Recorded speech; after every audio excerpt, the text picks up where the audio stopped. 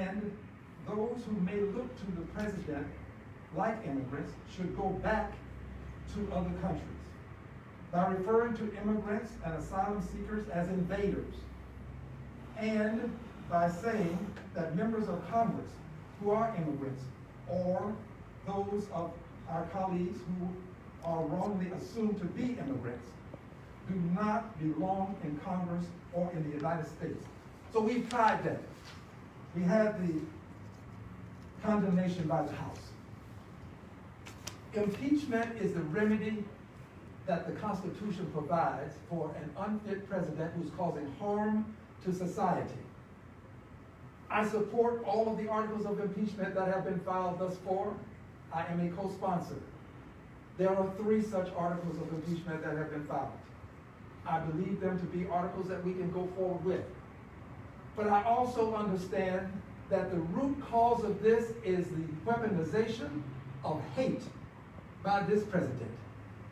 This weaponization of hate can be illustrated with the Jews having to suffer because of the president saying there were some fine people among the hate mongers in Charlottesville who were screaming, "Jews will not replace us, blood and soil."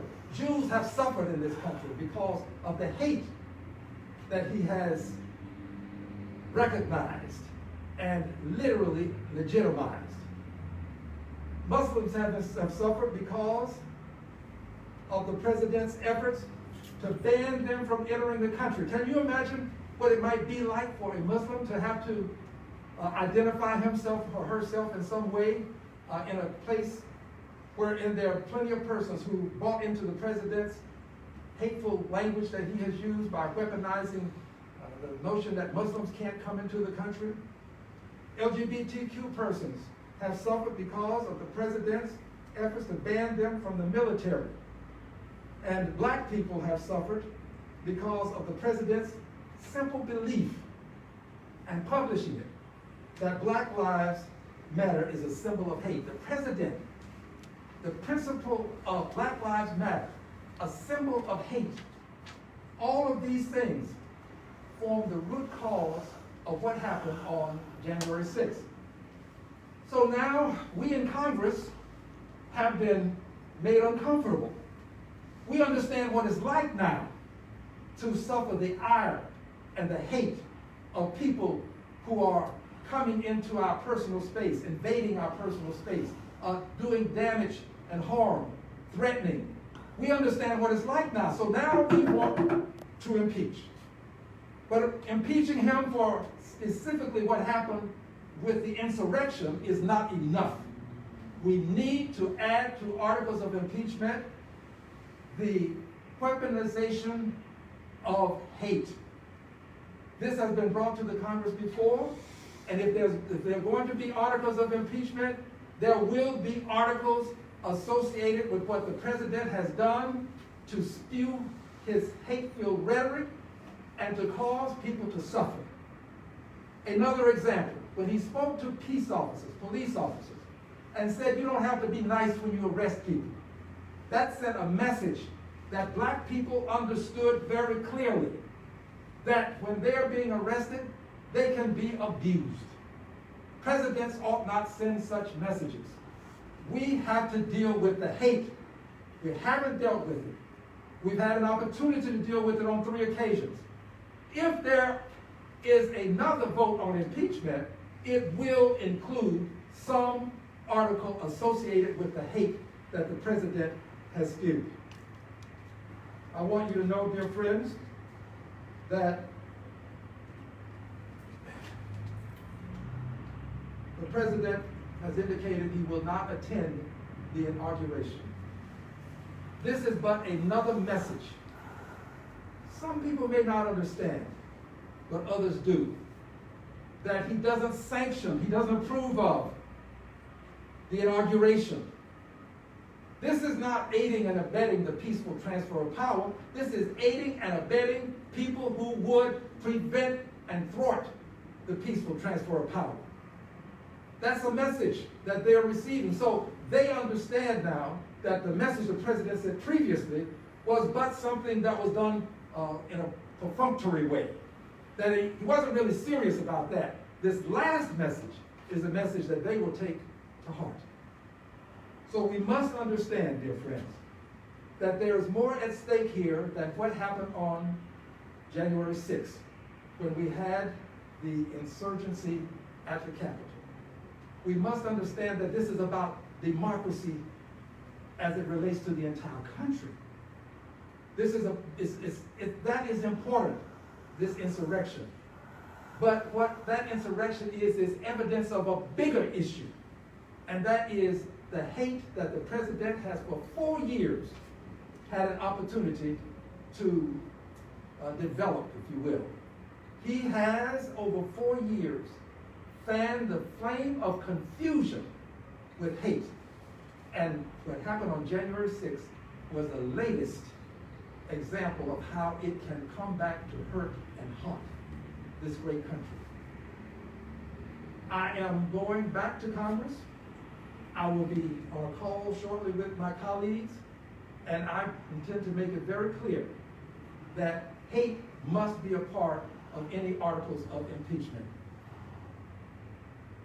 This is not a good day for our country. January 6th was not a good day for our country. People boarding planes now are being harassed. Things are being said.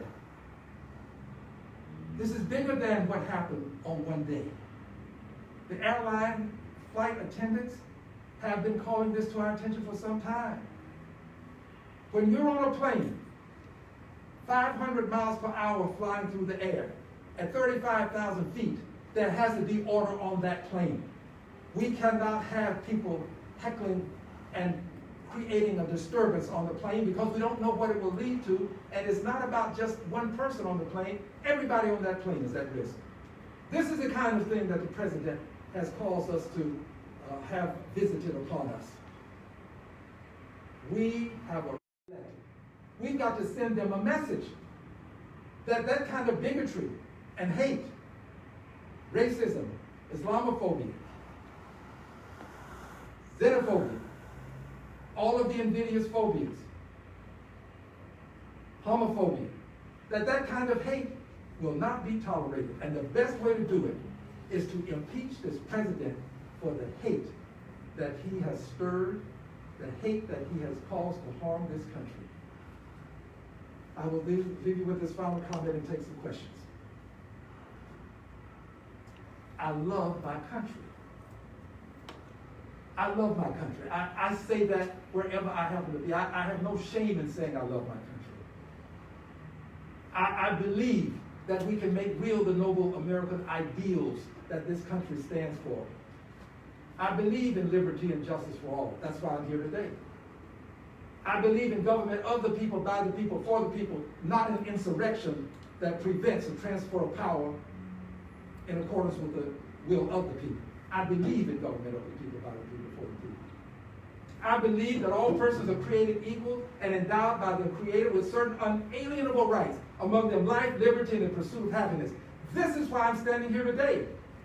I'm standing here because I see the big picture.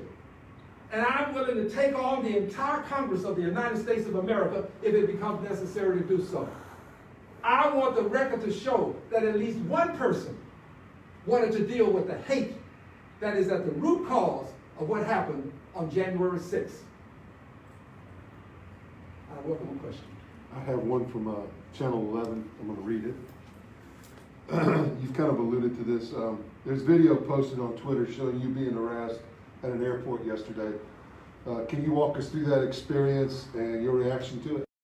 With any other questions that we may have. I'm sorry. Okay, that's. Are there some questions related to the press conference from any member of the press? I assume that as the pool camera, yes, they can call you if they have questions. Right, and this is the only question. Okay, well, I do hope that the press will see that this impeachment is an issue of great importance. This pool camera, as I understand it, is taking this to all of the various members of the press who would want to have it. And I think that this is a pretty important issue. I have alluded to the issue that's been raised as a question, and I'll get to it. But I want to make sure that their members of the press are given an opportunity to talk about the impeachment One member mentioned to me a question of, is there time? And the answer is yes. Yep. There is time for, the gentleman's acknowledging that that is a question. The question again is there time to perfect impeachment? Yes, there is time to do it. Congress, but only has to have the will to do it. There's a way. The president can be impeached, and this can be sent to the Senate post haste, and the Senate can take up the articles of impeachment. The Senate, but only has to have the will to move forward and have a trial. This is about will. And this is about whether you care about the racism, the sexism, all of these various means of discrimination that have been weaponized in this country. Whether you care about the bigotry, the Jews who suffer, the Muslims who suffer, the LGBTQ plus who suffer, the Asians who have suffered, with comments about Kung flu and the China virus.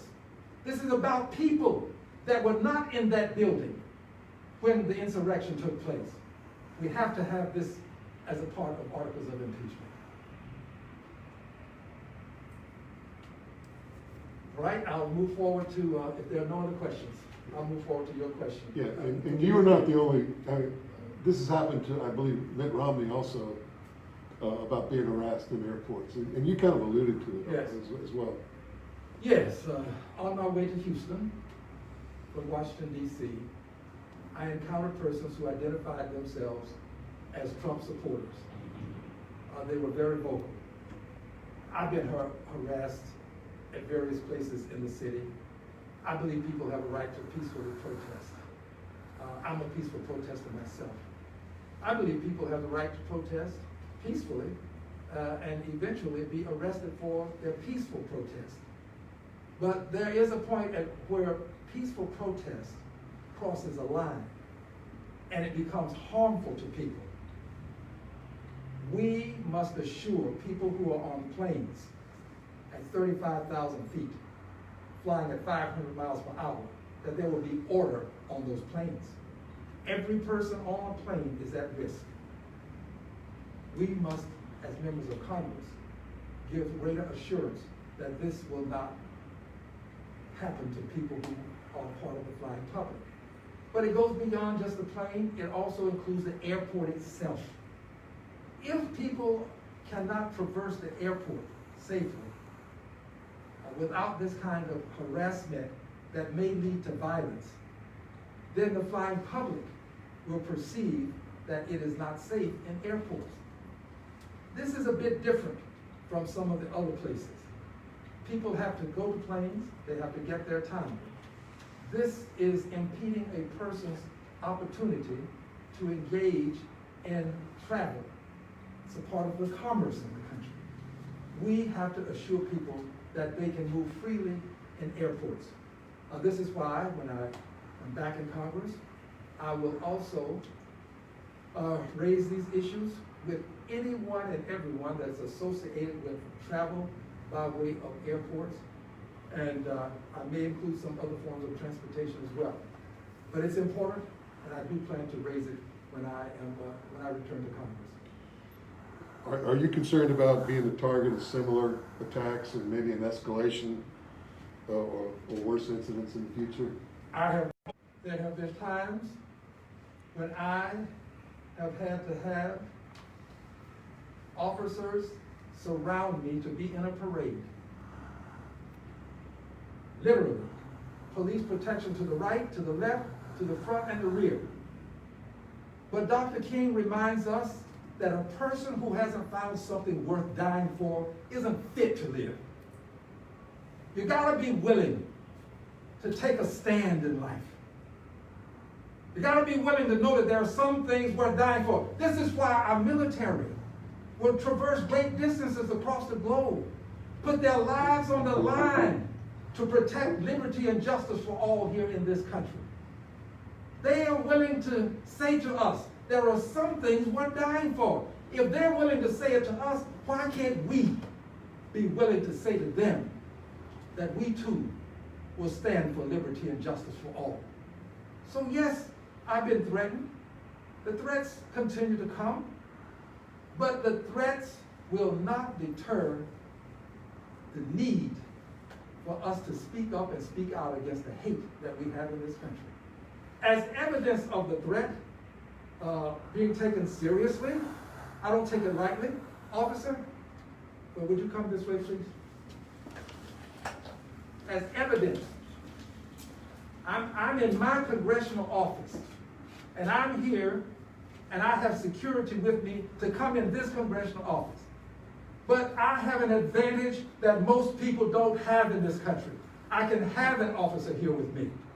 Most of the people who have to suffer out in the community with this hate, they don't have officers to protect them. And it's our duty as members of Congress to provide the same level of safety that we have for the American people. So the question is, will this inspire others to do hateful things? It may, but remember, a person who hasn't found something worth dying for isn't fit to live. That's Dr. Martin Luther King. That's all the questions I have. I would like to just thank all of the persons who have been available to be a part of this event. And I would like to let you know that I will be sending out a press statement that will include much of what I have said and some things that I have not said. I will send out such a press statement. And I thank you very much. And thank you, officer.